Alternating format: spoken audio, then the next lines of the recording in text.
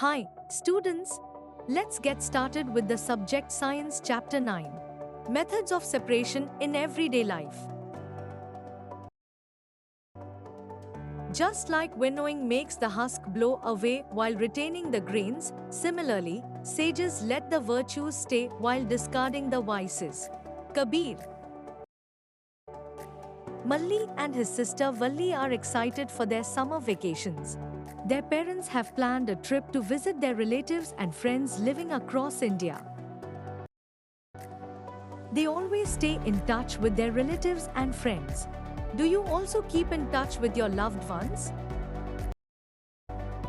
Their first halt is at their Nani's, maternal grandmother's, house in Haryana. It is surrounded by large fields. Malli and Valli are fascinated by the variety of grains piled up in the courtyard. Their mommy, maternal aunt, and mama, maternal uncle, along with other community members, are busy separating small stones and husk from the grains with their hands. Malli and Valli are curious to know why this is being done. Their Nani notices their curiosity and explains, "We are removing these stones so that the grains are fit for cooking."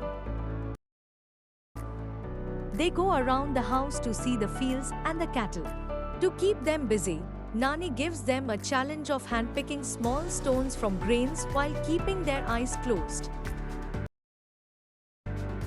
The method of picking by hand from a mixture, when two or more substances are mixed, such as small stones and husk from wheat and rice, is called hand picking.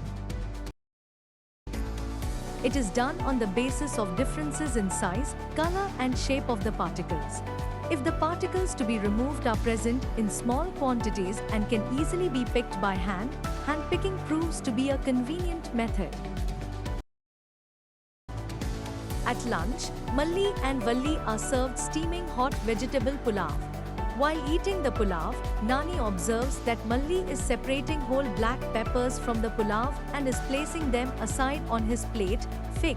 9.1. Valli playfully teases, "Wow! This is a hand-picking method, nice one." Nani tells them about the benefits of black pepper and encourages Malli to eat it. Later in the day, their mama takes them to the fields where they observe bundles of harvested wheat stalks lying in the fields. Some stalks are spread in the sun for drying. Both of them pick up a stalk each and notice numerous grains attached to it. A group of farmers are beating the stalks on a large wooden log. Curiously, Valli asks Mama, "Why are they doing this?" Mama explains, "They are beating the stalks to separate the grains." Fig. 9.2. This process of separating grains from the stalks is known as threshing. Farmers work hard, yet they enjoy their work. From time to time, they sing folk songs while working. Explore folk songs of your region and try to sing along with your friends. The separated grains get mixed with piles of husk. Valli whispers to Malli, "Will the farmers handpick the grains to remove them from so much husk?" She wonders, how much time will the farmers take to separate these? Let us perform an activity to find out the answer to the questions raised by Valli. Which of these components, removed peanut skins or peanuts, are blown away? You observe that blowing air separates the heavier and the lighter components. How do you think farmers separate so many grains from husk? Traditionally, a soup, bamboo tray, is used for separating heavier and lighter components of a mixture. Next day, their Nana takes them to the fields to show this process at work. Malli and Valli observe a farmer standing on a raised platform. The farmer is moving the bamboo tray which contains threshed wheat grains in the direction of air or wind. Do both the components, wheat grains and husk, fall at the same place?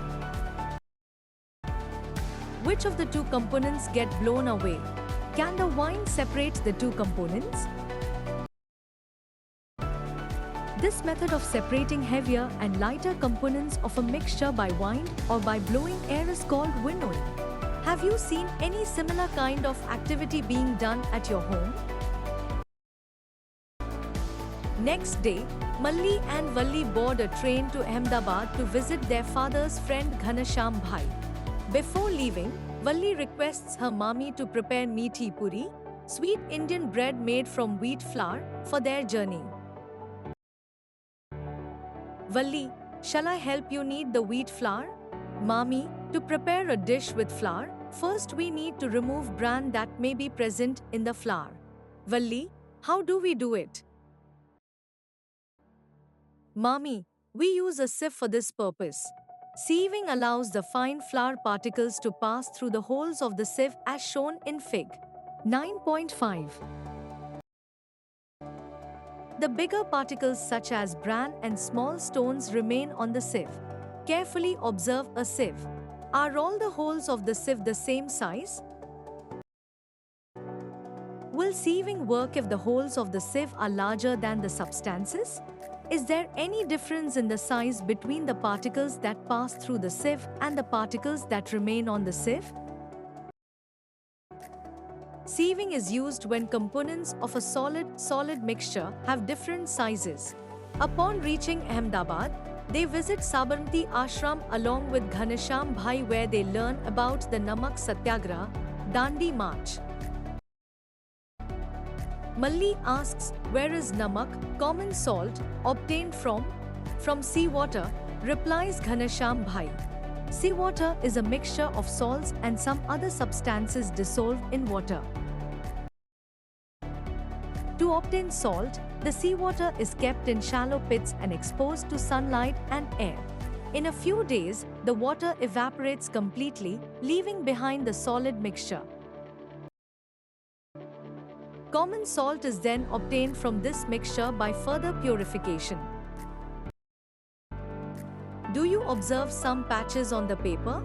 What do you think is left on the paper? You can feel the presence of salt by touching the paper. Where has the water disappeared? Recall the chapter on A Journey Through States of Water. Let us probe further to get the answer. In the traditional Indian system of holistic health and medicine called Ayurveda, the herbs or parts of plants are prescribed as remedies. These ingredients like roots, leaves, flowers or seeds of various medicinal plants are often dried in the shade. This practice facilitates the evaporation of excess water, leaving behind the important part of the medicine. It is now time for them to visit Dada and Dadi, paternal grandparents, residing in Puducherry, located in southern India. Malli and Valli are excited to meet their old neighborhood friend, Balan. After reaching Puducherry, they start talking about the old times and do not realize that it is already evening, Dadi's tea time. Dada, I shall prepare tea for you. Children, we will also help you. As Dada makes the tea, he shares tips on how to make a cup of tea.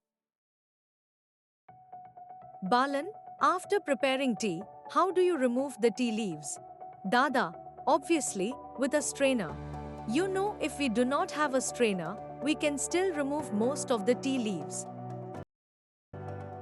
Valli, how? Dada, leave the saucepan, vessel, containing tea undisturbed for some time and gently pour the tea in a cup.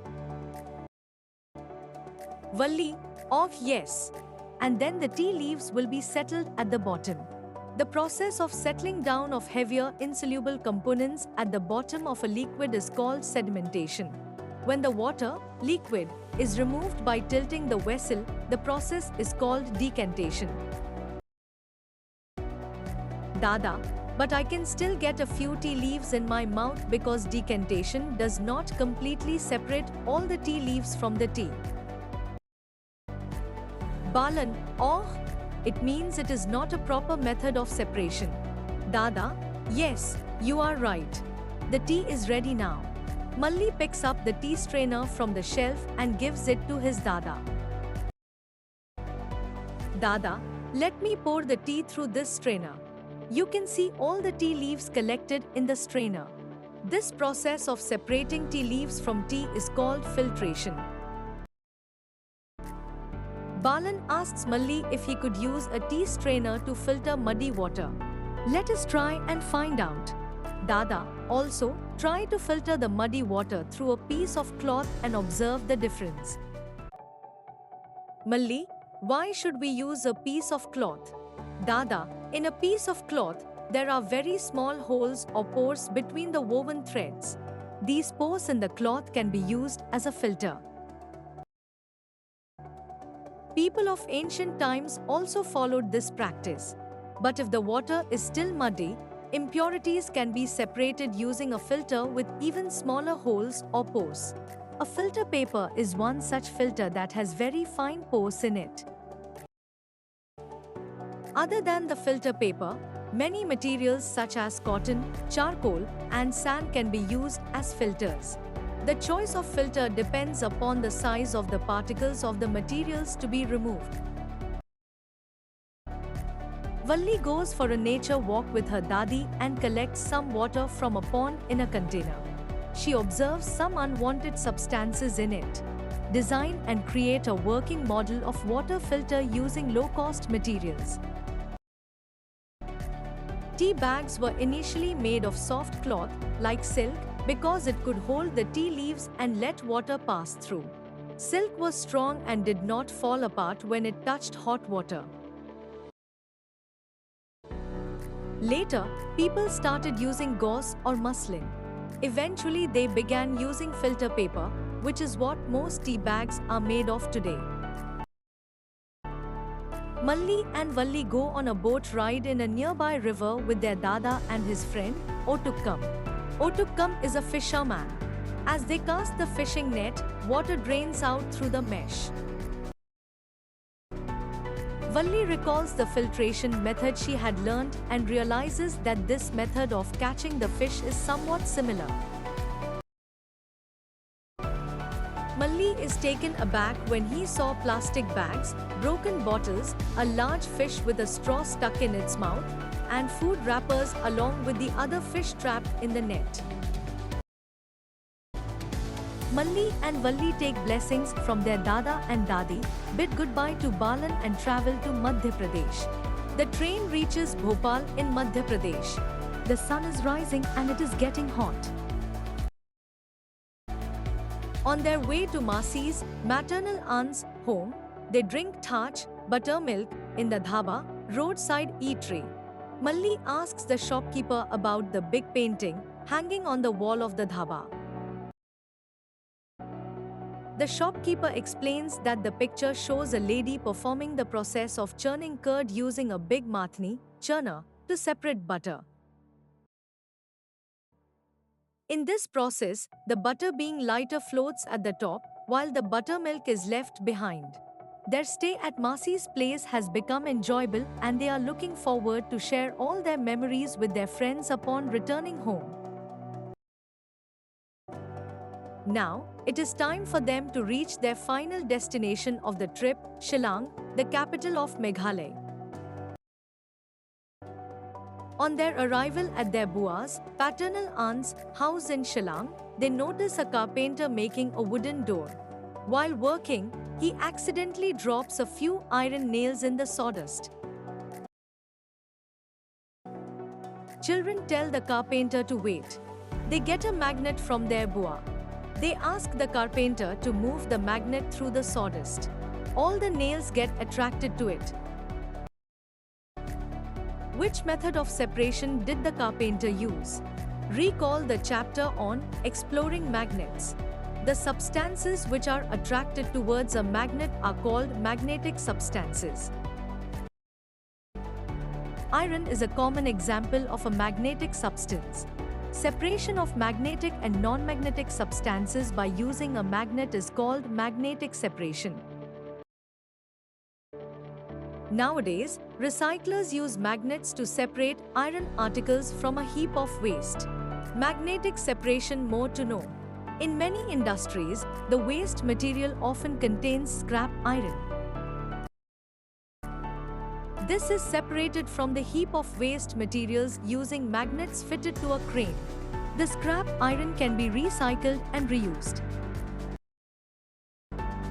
Malli and Valli had delightful holidays, and the Bharat Ki Yatra, tour of India, filled with fun, will be an everlasting memory for them.